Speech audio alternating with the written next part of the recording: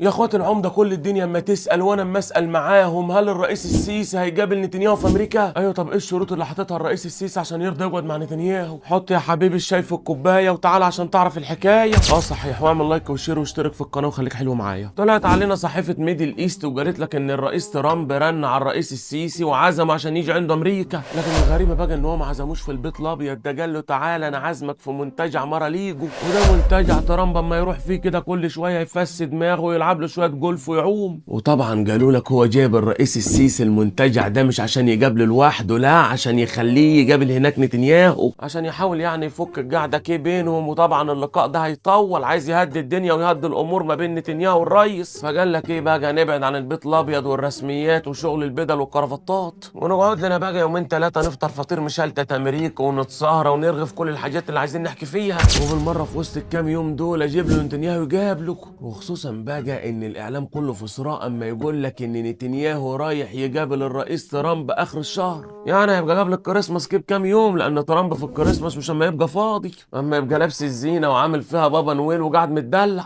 وخصوصا ان ترامب ناوي يخش على المرحله الثانيه من اتفاقيه السلام قبل نهايه السنه. ايوه، طب الرئيس السيسي هيروح ولا مش هيروح؟ ناوي يعمل ايه يعني بالظبط؟ وكاله اكسيوس قالت لك ان البيت الابيض اما يحاول بكل الطرق يعمل اللقاء ده ما بين نتنياهو والرئيس السيسي، بس الموقع بقى قال لك ان الرئيس السيسي ليه 3 شروط.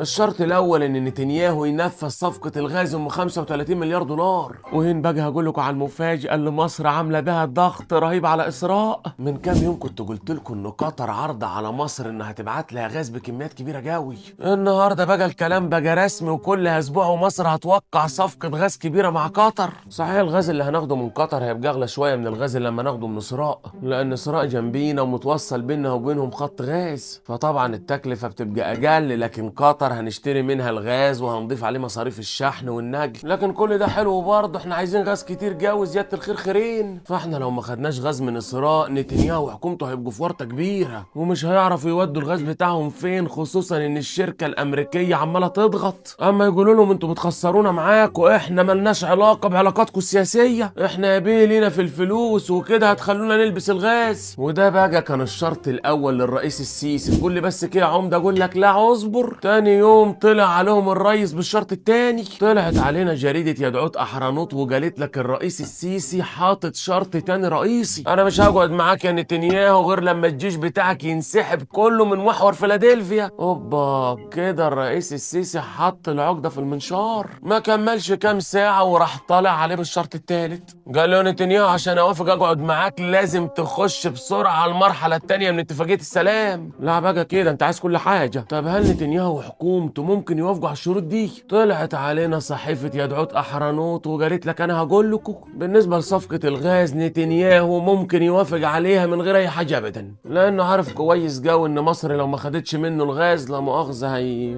كده. ده غير ان امريكا نفسها خاربه الدنيا وضغط على اسراء عشان الصفقه دي تكمل، لان حقل ليفاسان ده الشركه اللي ماسكاه شركه شيفرون الامريكيه. ولما اسراء قالت للشركه بصراحه احنا مش عايزين نبيع الغاز عشان احنا مش هنعرف نكتشف حقول تاني بتاعت غاز الفتره الجايه، والغاز اللي عندنا ده يعتبر احتياط استراتيجي للبلد وممكن يكفينا 20 30 سنه قدام. شركه شيفرون قالت لهم فوقكم من الحجج الفاضيه دي، الكلام ده مش عليا انا عارفه وانتوا عارفين والدنيا كلها عارفه انتوا مش عايزين تبيعوا الغاز لمصر ليه. ومن الاخر كده الصفقه دي لازم تتم، لان انتوا يا حبيبي مش هتخسروا لوحدكم. فامريكا نفسها اما تضغط اكتر من مصر على حكومه نتنياهو عشان يتمم الصفقه بتاعت الغاز. اما بقى الشرط الثالث بتاع اتفاقيه السلام، فترامب نفسه هو اللي مصمم عليه برضه، وعمال كمان يضغط على نتنياهو. وخصوصا ان دي اول مره الحركه تلتزم بالشكل ده، دي التزمت بكل شروط المرحله الاولى من اتفاقيه السلام. سلموا لهم الاسرى وادوهم كل الجثث الا جثه واحده ما يدوروا لهم عليها. فالتزام الحركه ده عامل ضغط كبير جدا على اسراء،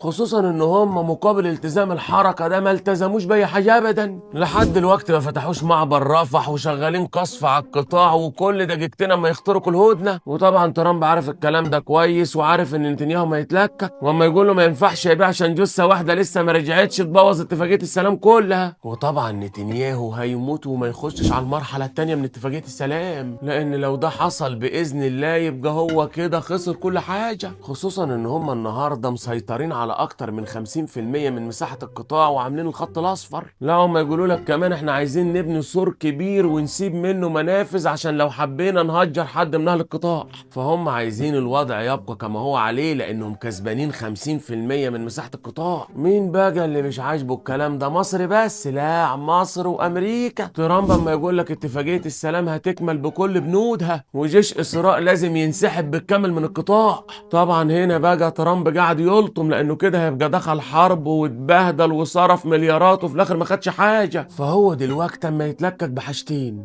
رقم واحد الجثه اللي لسه ما رجعتش، رقم اتنين موضوع القوات الدوليه اللي ما تنفذش لان ما فيش حد راضي يخش في القطاع. ده غير حاجه تانية خطيره بقى، ان ترامب بدأ يقتنع بعدم نزع السلاح من الحركه، وشايف ان لا هو ولا غيره هيعرفوا يعملوا كده، وقال لك احنا صرفنا مليارات احنا واسراء وما عرفناش نعمل الكلام ده. فهو دلوقتي اما يقول لك يا عم انا وافق على عرض الحركه اللي عرضوه عليا قبل كده لما قالوا له احنا هنسلم الاسلحه الهجوميه الثقيله ونسيب معانا الاسلحه الخفيفه. فامريكا بقى دلوقتي بدأت تقتنع بالكلام ده، بيقولوا لك احنا يا عم ناخد منهم الاسلحه الهجوميه الثقيله ونسيب معاهم الرشاشات والحاجات الخفيفه، وفي نفس الوقت يبقى في اتفاق على كيفيه استخدامها. وهنا بقى تبان ان هي الحقيقيه لامريكا. ده كلام الناس اللي عايزين يقضوا مصلحه كده. يا بيه ترامب نزل على ارض الواقع وعايز ينفذ الاتفاقيه من غير تلاكيك فاضيه. نرجع بقى للشرط الثاني اللي انا سبته للاخر. الرئيس السيسي شرط انسحاب كامل لجيش اسراء من محور فيلادلفيا، وطبعا الشرط ده بالذات استحاله يحصل، والرئيس السيسي عارف ان هم مش هينفذوا الكلام ده. ايوه يا عمده، طب لما الرئيس السيسي عارف كده كويس لما يصعبها جو عليهم كده؟ هنا بقى موقع اكسيوس هو اللي جاوبنا، قال لك اصلا الرئيس السيسي اما يتلكك ومش عايز يقابل نتنياهو، فعلشان كده ما يعجزوا.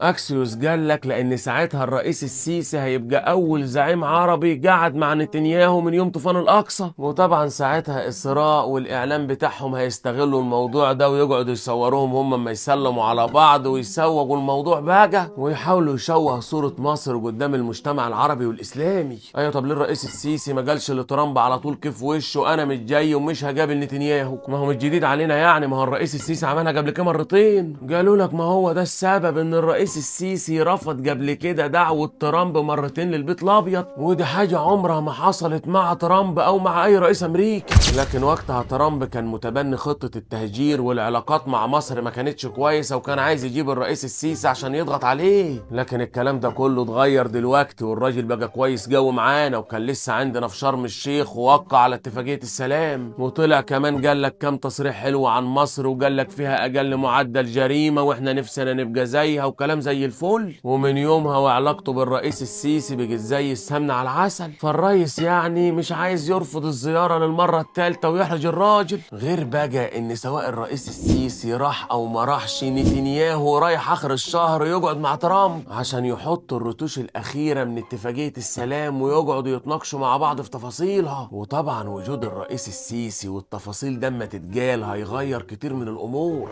لو احنا موجودين في الطبخة غير لما نسيبهم يقعدوا يطبخوها لوحديهم، وخصوصا ان نتنياهو كل ما يستفرد بترامب يقعد يلعب له في راسه ويعمل له غسيل مخ ويطلع بقرارات ما تعجبناش. فعشان كده الرئيس السيسي حط شروط، والله وافق على الشروط نروح، وساعتها هنبقى خدنا كل حاجة. واعتقد يعني ان الرئيس معلف الشروط جاوا عشان يبقى في تفاوض. المهم في النهاية انه لو جاب له نطلع باكبر مكاسب، واهم مكسب من المكاسب دي هو اتمام المرحله الثانيه من اتفاقيه السلام، وخصوصا يعني ان ترامب عامل ضغط جامد جو الفتره دي في موضوع الاتفاقيه على نتنياهو. فدي ممكن تبقى فرصه كبيره ان الرئيس السيسي يطلع بمكاسب لصالح القضيه ولصالح مصر. ايه ده يا عمده، يعني انت ما عندكش مانع ان الرئيس السيسي يقابل نتنياهو؟ اقول لك ايه ده بس يا عم شويه سيكه. ايوه ما عنديش، لو ده في صالح القضيه وفي صالح مصر وفي صالح المنطقه. وبعدين يا حبيبي رايي انا وانت لا هيقدم ولا هيأخر، لان المعطيات كلها عند وزارة الخارجية وعند المخابرات المصرية. وبعدين الرئيس السيسي اشتغل في الملف ده صح الصح بشهادة العالم كله. فمن الاخر كده احنا عندنا ثقة كبيرة في اي قرار هياخده.